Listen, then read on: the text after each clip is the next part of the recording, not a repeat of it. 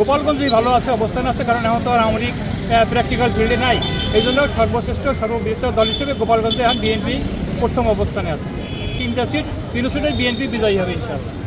যারা গোপালগঞ্জে যারা বিএনপি ছিল তারাই বিএনপির নেতৃত্ব দিতেছে, এবং আওয়ামী লীগের যারা পদপদবী ছিল এদেরকে আমরা বিএনপির সাথে কোনো লোককে আমরা সংশ্লিষ্ট করি নাই। এবং যারা সাপোর্টার ছিল তারা দল করছে, অনেকের সময় দেখা যায় যে দল ভয়তেও করছে। সব মশার বিরুদ্ধে সুরক্ষা দিতে এলো বসুন্ধরা এক্সট্রিম অ্যারোসল। মশার বিরুদ্ধে এক্সট্রিম সুরক্ষা। বাঁচতে পারে তাই করছে, নিজেদের বাঁচার তাগিদে করছে, কেউ চাকরি বিক্রির লোভে করছে, কেউ দান কিসের জন্য করছে।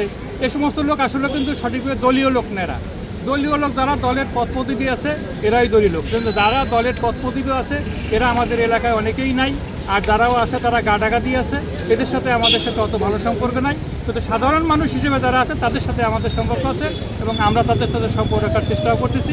আগামী নির্বাচনে তারা ইনশাল্লাহ ধানের শীষে ভোট দেবে। দেশনেত্রী বেগম খালেদা জিয়া যখন সারা বাংলাদেশে সকল তৃণমূল পর্যায়ে ফোন করে তৃণমূল পর্যায়কে বলল, নির্দেশনা দিল যে দল তৃণমূল পর্যায় থেকে ধরে রাখতে হবে, তখন কিন্তু বেগম খালেদা জিয়ার সাথে আমার কথা বলার সৌভাগ্য হয়েছে, এবং আমাকে নির্দেশনা দিয়েছিল যে বাসার দল তৃণমূল ধরে রাখতে হবে, এবং আমরা সেখান থেকে আরও মনোবলকে চাঙ্গা করে দলকে শক্তিশালী করার জন্য আমরা প্রণালীপড়া সমস্ত ইউনিট থেকে শুরু করে সবখানে সাংগঠনিক কার্যক্রম চালিয়ে ছিলাম।